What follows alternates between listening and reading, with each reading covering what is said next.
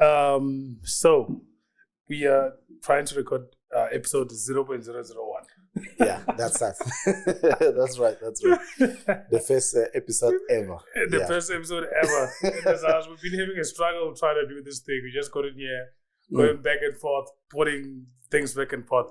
But at least we are here right now. So yeah, that's how it started. So it has to start from somewhere. You just need to plug these things there, and then we are on. And you figure it out as you go. Yeah, 100%. Now, apparently, you have to fly, and then you build it as you go down. Yeah, because how do you know about the pressure? How do you know about the distance, the height, if you haven't been on the fly? So yes. Rather being there and then you fly. 100%. So quick one, because obviously this is gonna be posted on my YouTube channel. Some of the guys there might not know who you are. So let's start with that, and then you can tell us about who you are, kind of, and then we can take it from there. Yeah, that is a very, very difficult question. You see, when every now and then when they say, who are you? It's kind of like a little bit difficult to answer. But for the interest sake, for those who are listening to us, who are following us on YouTube, my name is Kanapumbi Mukadi. Okay. That's my full name. I'm originally from Congo, and I've been living in South Africa for quite some time. Professionally, I'm an IT engineer. So that's what I do. Yeah, but IT engineers are in demand everywhere. Eh? You guys are making a lot of money. It used to be, but not anymore, because you see, we've already passed the IT. Now we're moving to cloud, to virtualization and IOT and all those kind of stuff. And then actually IT, it has allowed us to automate everything. And then actually even the job itself, it's become very, very difficult to get a job. So it's now two ways. The junior, they can get into it, but now you have to be more specialized with this very special skills for you to get a job, because in between, most of the stuff has been automated. So it will be a little bit tougher. Yeah, so let's discuss the IoT, the VR, all of the stuff to a 5-year-old like myself in IT. Yes. So what does that mean anyway? And obviously this is like young entrepreneurs or young people who are saying, okay, I want to do something in technology. And then the first thing they find in school is actually IT. And then they have to study that and they have to figure it out. So what's explain that a little bit further. What is IoT? What is VR? And then what is that things that is going into, and how is it different from what somebody could be studying in university right now? Yeah, if I can be on a layman kind of like an explanation. You see, you're building a house, and these are the layers that you put on your house as you're going along with your foundation or your construction. Now, IT is still there. It used to be more intense in terms of what you have to configure manually, but today most of the stuff has been taken over, and then now we can configure all this stuff, and then you automate most of the tasks that were manually done previously. Okay. So these are actually all the layers that are on top of the IT. When I talk about IT, I mean the infrastructure itself. So the hardware, the server, the connection, the switches, and all those kind of stuff. You still have that one. You still configure that one. And then we move now a little bit further, because now we're using a virtualization, because instead of using just the RAM or the CPU for one server, they can still share that. They can still be virtualized. They can still be expanded and all those kind of stuff. So then you've already configured that once off, and then you put another layer. So for instance, if you talk about the IT in terms of IBM, so we do have a layer that we call Power VM. The Power VM allows you actually to virtualize your CPU, your memory, and all those kind of stuff. So when you now install your helper on top of it, then it will actually use the resources that you have, but at a virtual level, which you can actually expand. So you have more flexibility to configure more server instead of using the whole resources just for one. So now you get that flexibility, then you can put your OS operating system, you can put your database and all this kind of stuff. So Internet of Things and the rest of it is just that another layer on top of that, to say that you don't need me as a tech to come to be there and then do it for you, but we've built some app, we've built some application that you can actually click, and then it does the rest in the background. Yeah. So first of all, two things I was having in my mind when you speak. I'm like, okay, sounds like this is rocket science. And then on the other side is me saying, oh, this is just like a game. Saying you have level 1, this is like the IT infrastructure. Yeah. You build the infrastructure. Now there's things happening on top. Yes. And then you have the cloud, you have all the apps, you have the IOT and all of those things that one person can be able to use. But I also, one of the things that people are concerned about IT is, hey, this is going to take people's jobs. And then the funny part about taking people's jobs is two ways. Is it really going to take people's jobs, or are we just automating some of the routine things into like a specific app, or a specific function or workflow of somebody, so it can be getting to do that much easier? It will. If you go back a little bit, you will see that when we started, and then I always tell people the reason why computers came to Africa, especially, is because we were not able to connect to computer of 100 meter. Okay. The network card was not capable enough to connect to server over 100 meter. Now we can connect it over thousands of meter. So via the fiber, and then you can connect it to wherever you are. And then now today, computer become a service. Okay. So you see already that it become a little bit far away. And then now, if you look, that time most of the IT companies or every company has to have their own data center. Okay. And then when we developed, and then the network card become a little bit more robust, we were now able to connect a little bit further with the help of the switches and the apps, all the between of the interface. Most of the company now start focusing on their businesses, and then they were outsourcing their IT department. I get you. So that way the outsource comes in, and then now those who were outsourcing, they become just a house where they can get these services, they can look after your servers, and then you focus on your computer, you focus on your business. Now these days, most of the stuff now, it's at a point where you are now, let's talk for instance for SAP. If you take the SAP and you actually see that your SAP can actually do everything that an accountant can do. Okay. So from the procurement, from the supply chain management, from the reporting, from the anything that you name it, how you actually set up your old computer, your old business, and then how you can take the report, and then you can balance your sheet and all that other stuff. SAP has matured to the point that we need maybe the entry level in accounting, that they can just data capturing, and then you need the more specialized skills that they can interpret to the report. Correct. But in between, everything is being done, and then it's synced to the minute. So you see that now we don't need more accountant. We need more specialized, or the entry level that they can only do the data capturing. Recently, Australia, they just managed to actually do a pilot, and they can now automate the whole mine. From the start to the finish of the mineral resources. You only have a room of operator where people, they can only look at the engine, how it's moving around. If there is anything, everything is being sensed. And then if there is any problem, it's a report, and then we know that there is a problem somewhere there. And then they've got only a maintenance kind of like a team that they can look after that.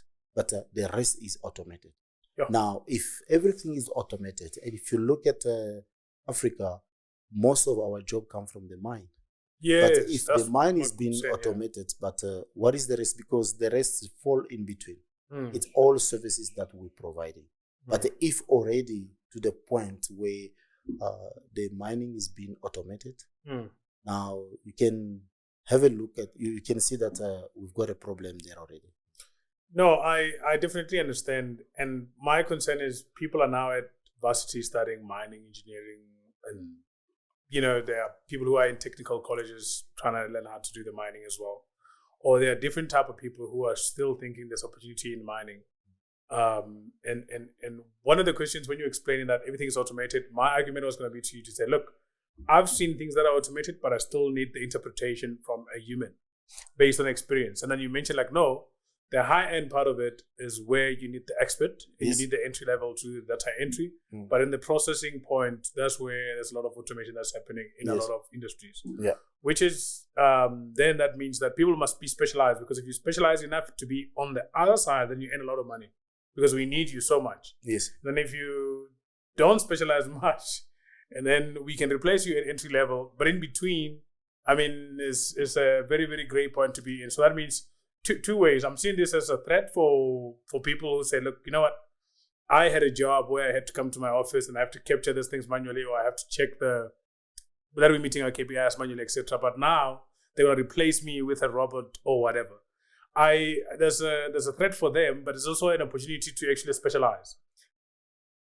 Kind of. I'll agree with you partially on that. But when I started, we used to look after, if I'm not mistaken, maybe 30 to 40 servers. Yeah. We were like 12 of us because there were a lot of manual intervention to look after those servers. But why are you looking for it? Why are you looking out for a server? Can it just be there on its own and it like reheats and stuff like that? Yeah, there is a reason why, because to the certain extent, if the server, it can do everything by its own, it can report if there is a fault and all kind of stuff. But when it reports that, you need to be there so that you can fix that. Okay. Now, coming back to my point, what I wanted to say is, when I started, 30 to 40 servers, we were like 12 to 15 people of us in the same room and looking after those servers. Today, I'm looking after 120, and then we are only 3 people. I mean, I don't know, but I can't see anything wrong with evolution. Okay, it's fine. It depends. You see, and I like this philosophy of the glass half full or half empty. Yes. So depend the way you look at the glass. Yes. But now evolution, but I don't know, we evolve to where, and then for what reason? Yeah. So you must understand that people were the first person who did like light. Yes. And then now somehow somebody caught electricity through it, lightning, apparently. Yes. And then now we have electricity in the house. Yes. And then now we move from rural places where we could plant as much as we have and have like land that is owned by kings and stuff like that, to urbanization, because we come into where the jobs are, which is another topic you're very passionate about. So we're going to talk about that later. And then now I have a phone, which is a computer. Yes. I can get anything I want. I can find out from Germany. Somebody had to get a newspaper about yesterday's news. I was actually watching a movie called Mr. Hagen's Phone or something like that on Netflix. Yeah. This guy used to get newspapers and he will read news from yesterday until they gave him an iPhone. And it's like, oh, well, I can see the stock market, what's happening today? So he can now start to change his trades a little bit more. But he was also worried to say, hey, if this is for free, what's going to happen? I mean, this is like a bait. It's like, hey, this is for free. Then there's something else that you are giving. If you're getting something for free. There's nothing really for free, like no free lunch. So all I'm saying is, there's always evolution in one way or the other, how we as species grow and move around and do things, and technologies emerges from different point of views or different places. If you're a Christian, you believe that people who build the building of the Tower of Babel, I mean, that's like a long, it's like Taj Mahal or whatever, the building as well. So there's always been evolution in technology and things like that have been happening. And I think it's just nature for me. We can't stop that. I don't know, but I'm happy to hear your view on that. Okay, to the contrary of that view, yes, I don't think we are evolving and then we moving toward what? Because for me, first of all, why do we need to evolve? Because if you look around, I will take the example that you just give for the light. Today, because we've got light in our houses, and it actually mess up with our circadian clock, of which now disturb your biological clock in you, and then we develop more disease, of which now they call it civilization disease, based on our civilization. It means we're moving and then we're bringing more disease to ourselves. Yes, but not. What's the point? Because if we are here to live, and then so we should protect the person who's living, instead of I think it's ignorance to say that let's move forward. But now we only move and look at the advantage. It's fine. At 8 o'clock, we are in the house and then not in the dark. Fine. Sure. But do we need to be up at that moment? No, because that is the time that your body tells you that it's dark outside, you need to leave to sleep. So now we don't do that. We don't follow that. And then as a consequences, we get sick. We get sick, we suffer, and then we die. Yeah. So I wanna say something here though. So nature on its own makes us evolve. Have you seen those places where it used to be a place and then the entire building got sunk into the water? Mm-hmm. At coastal places, you'll find something like that. It's like, oh, there used to be a town here, but it all went into the water because the water came through. The ocean maybe swallowed the entire city or town or whatever it is. Yeah. And that's because of nature. That's one. You have things like the Black Plague. You have COVID. We don't know if it's. I'm not saying. I'm just using something that is relevant to most people. That is on its own. You might have anything that can happen in nature that forces people to say, look, we've seen this thing happen before. As we have a memory, which is something that we're gifted in, and then we can have a foresight, then what can we do to prevent what happened? And then there comes the idea of finding solutions. And then now that's why the science comes in to like figure out, okay, what causes this? And then you have philosophers who have their own philosophical views, and then you have guys who are depending on empirical data to causes whatever that thing. And then some people somehow come into a conclusion.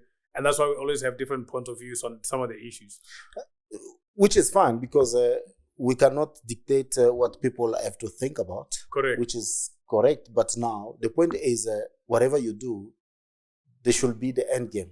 What is the expectation? What are you aiming for? Because at the end of the day, we want to live and then try by all means to prolong how long we can live. Yeah. Now, if you look back, because if you look back, you'll see that most of the stuff that we're doing today, it's actually shorten up, and then we become even more sick and weak, and then even our social integration is actually deteriorated. We hardly see one another, of which is a good thing that is encouraged that we can go out and then be human again and speak and mingle and then be in a social life. But today, you can see two people sit on the table, but everybody's on his phone. Yeah. But that one is addictive. It actually impacted you and it impacted your mental level. So if all of this is actually doing that, so why are we thinking that it is a good thing that we should adopt all of this? Yes, to the certain degree. Yes. Now it requires some kind of like a discipline. Yeah. Even sitting, today they discover that we shouldn't sit for long. Yes. Now we have to buy for something that was natural to us. Today, you need to buy a table that when you sit, it has to remind you, hey, you must stand up.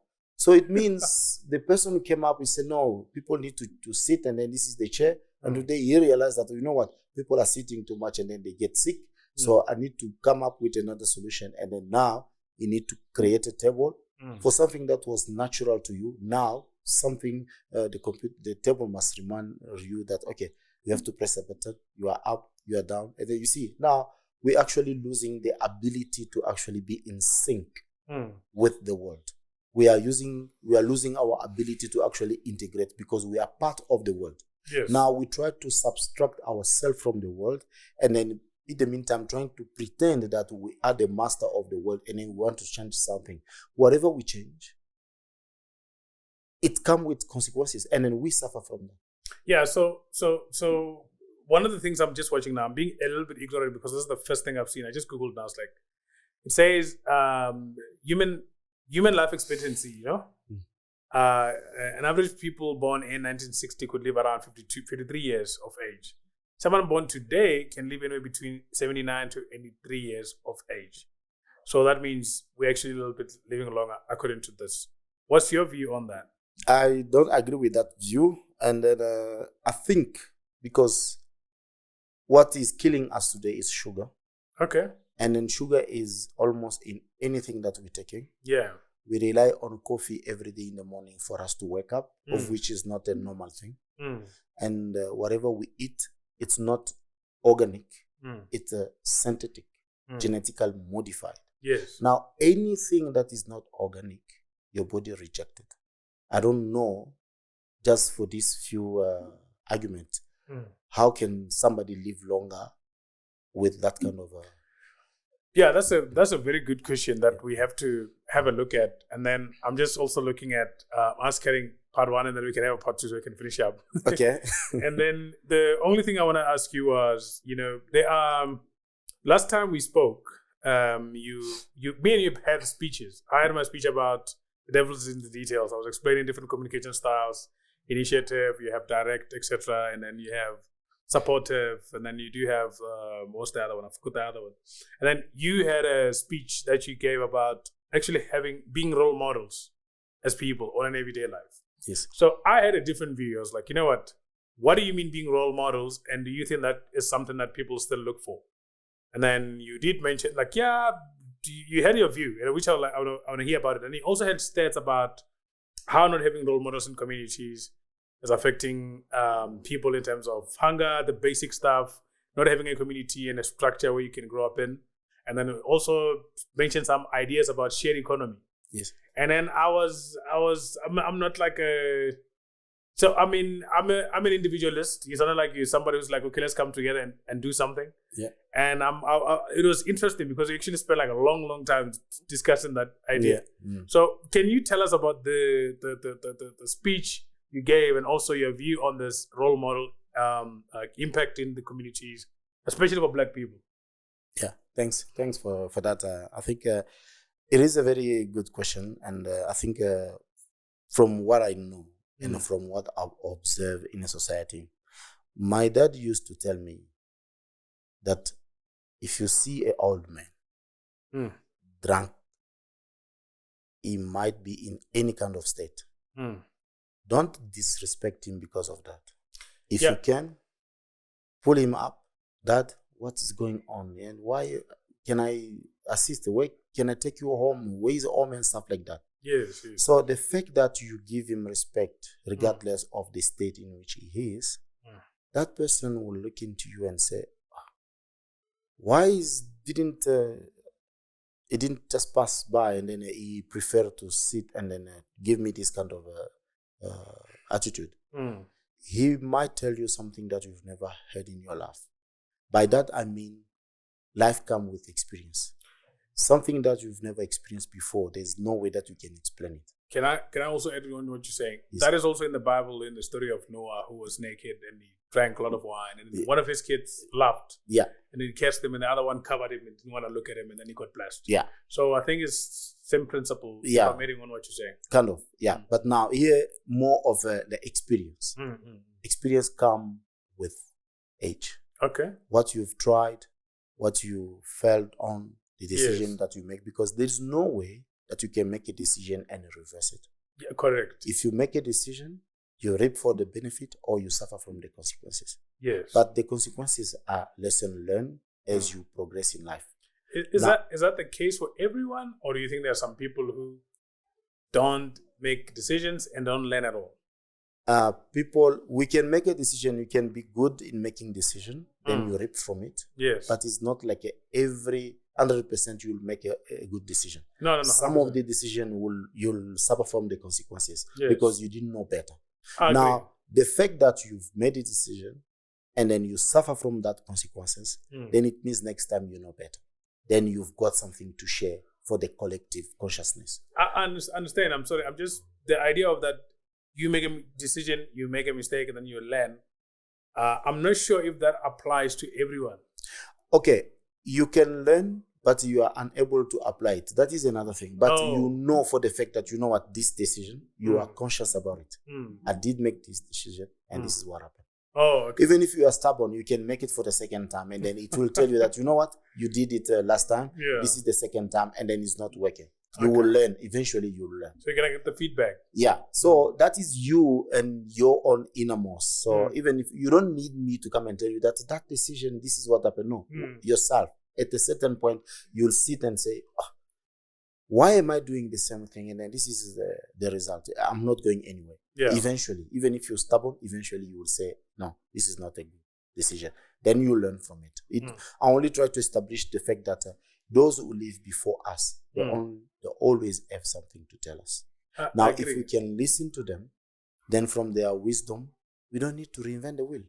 But now, if we being individual, or trying to live life in an individualistic way, then it means you actually take the way to say that I'm gonna repeat everything on my own, and then I will have to reinvent my own. Yeah. So I hear what you're saying, but let's pause there, and then that's a very there's a specific theme in your views. Yes. To say let's conserve what we know and then keep it, save that information for the next generation. Yes. And then the people who live in our days of individualized society, we have a view of we're gonna look at the past, take what we want, and then leave what we don't want. So there are things in the past that are good. There's some things in the past that are not very, very good. Obviously, yes. And then as much as the people have made the decisions and then they got the outcomes, right now we can be able to reflect based on the data or the decisions and look, these people did this in the past. This is amazing stuff. This is very horrible. We're going to put it in the bin. And then we're going to then go and make our own decisions and mistakes. And then the next generation is going to do the same. They're going to come and look at us like, you know what? These guys have built beautiful stuff. They've done this, etc. And then they're going to say, look, we're going to take this part. And then this one, we're going to put it in the bin. Because we're going to also make mistakes as well. But that's just my view. I'm hearing you saying we're going to take this. Yes. So I think to the certain degree, you've acknowledged that there should be a collective. No. I don't think we will ever be where we are. Look, if you're a young kid, the reason you are able to speak and walk and stuff, because you have a coach who's your mom and dad, and they take that information from wherever they land. Yes. And they also learn from the same people as well who like raise them too. And then when you start to eat, you go to school, you do whatever. You have a coach who's a teacher. And then you have a coach who's a soccer coach. You have, your parents as well, and the society too. And then the only problem is that obviously over time, people get to a job and then they don't want to have a coach anymore. And then it's like, you know what? Since I'm done with university, I'm done with everything. And then that. No, but you are part of the social fabric. Yeah. You've already been coached, and then now you developed your personality from 6 to 16. Yes. So before you finish even your high school, you already have a personality. Correct. Of which a lot of people contribute to. So you are part of the collective. No, that I understand. So now I'm battling to understand the individualistic part come from where, because even if you want to move alone afterward, there is a point of reference of which that you've acquired knowledge, experience, and the people that you've made around you. I'm not saying that everybody are the same. I'm not saying that everybody they upload value. We also have thugs among us. We've got criminals. We've got everybody. But now, if we look at the collective, there is a cliche. Yeah. Now, that cliche, you fall under that cliche regardless. No. Now, if we come and then we say, this is our society, we don't want this cliche. Yeah. This is what we want to live our life. If people say black people, this is what they see. If people say white people, this is what they have in mind. If people say this is Asian, and then they kind of like having a perception of who Asian person can be. Now, we have to move out from that cliche and then clean up our own cliche, because you don't have to tell somebody that I'm not a black person. I'm not thinking a black person. No. I see you, you're a black person, and then I already have a perception in my mind what I can expect from you, or what kind of behavior that I can expect around you. So because there is a cliche of which is not actually tied to everybody. It's not like the cliche that everybody knows us about. It's actually the true cliche.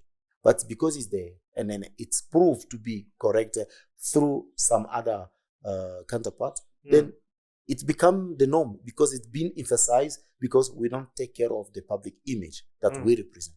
So the collective, there is a need for us to be as a collective, because as a collective, what we're trying to build is let's take everybody. And then I remember there is a OU or AU, they come up with the theme to say, leave no one behind. Yeah. Why didn't they say that, leave no one behind? Because they did understand that whoever remain behind is still our baggage. No, I understand, and I think we're going to take a break now. Yeah. But the idea of a collective conscious, that I'm agreeing with. Yes. I'm just saying, in a collective conscious, there are people who are also individuals, and there are reasons why that happens as well. Because even in a collective, everybody have unique experiences, and then that makes them unique or distinct as an individual as well. But Cash, we're going to chat on that just now, and then we're going to take a break quickly and come back.